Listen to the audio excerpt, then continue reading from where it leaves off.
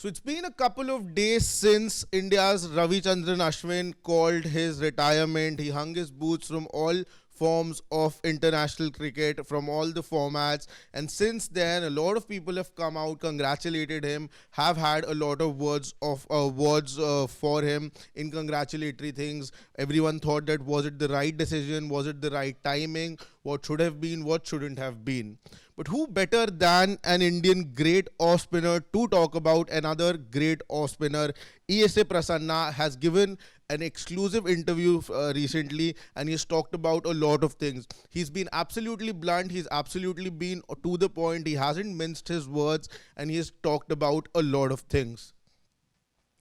First things first, he was really disappointed and unhappy with the way Ashwin said goodbye. A kind of bowler Ashwin is, Prasanna wanted a better farewell for him, and that's exactly what he said. He said, first up, let me express my disappointment at the manner in which Ashwin has been treated.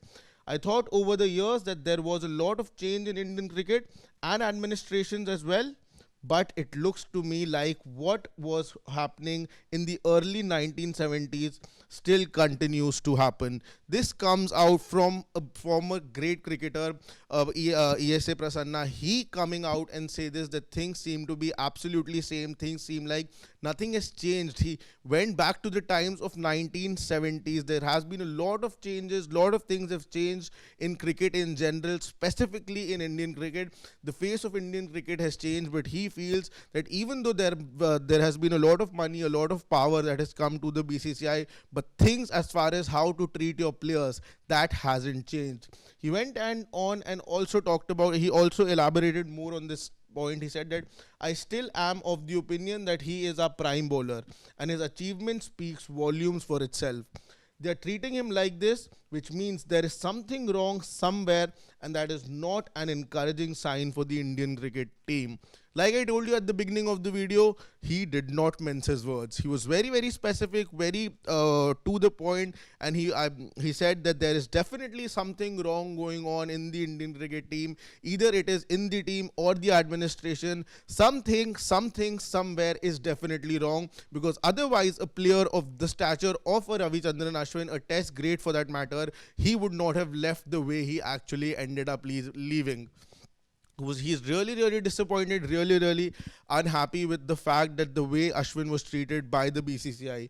He also said that he said that he would not have opened his while talking about Ashwin. He also said that he would not have opened his mouth because of the dynamics of Indian cricket.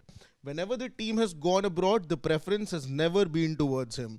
The biggest question is, are they looking at the batters in the same manner? No. I'm not going to mention names, but definitely that's not the case.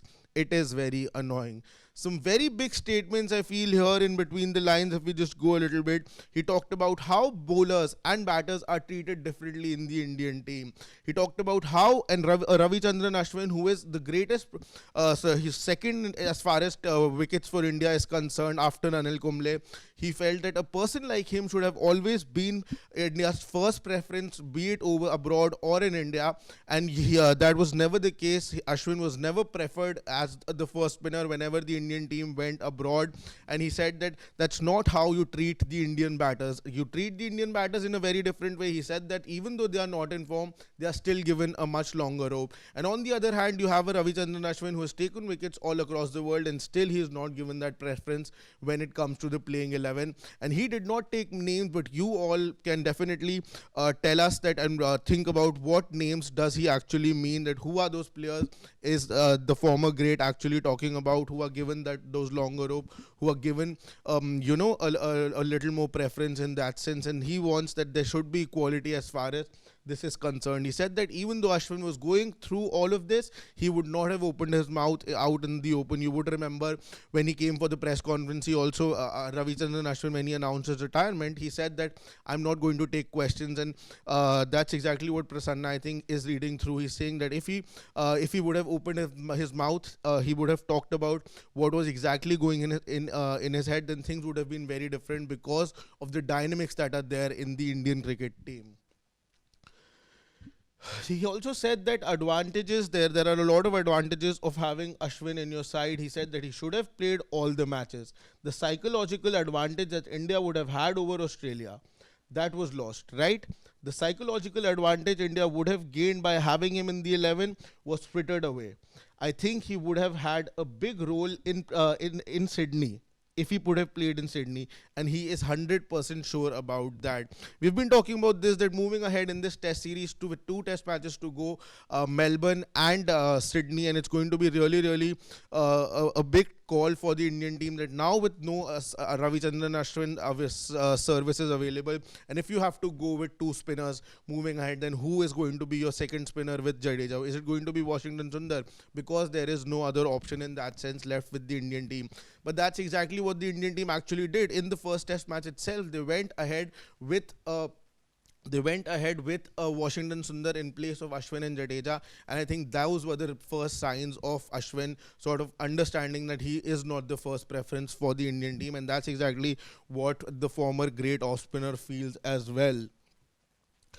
So quite a lot has been said by Prasanna. He has really, really not sugar-coated what he had to say. He said what he felt, and maybe lots of people more feel the same way, but they just cannot say the same thing out in the open, because like Prasanna mentioned, that the dynamic mix of Indian cricket are such that maybe at times you cannot say what you are actually thinking. Do you think that Ashwin also sort of feels the same way, and he has not come out and spoken yet? That clearly means that there's a lot more that there is that actually would have happened, and that's why he has not spoken till now. You can let us know in the comment section below about that. But for now, that is it from this video. If you haven't subscribed to Sports Today, do not forget to press the subscribe button, and if you like this video, do give us a like as well.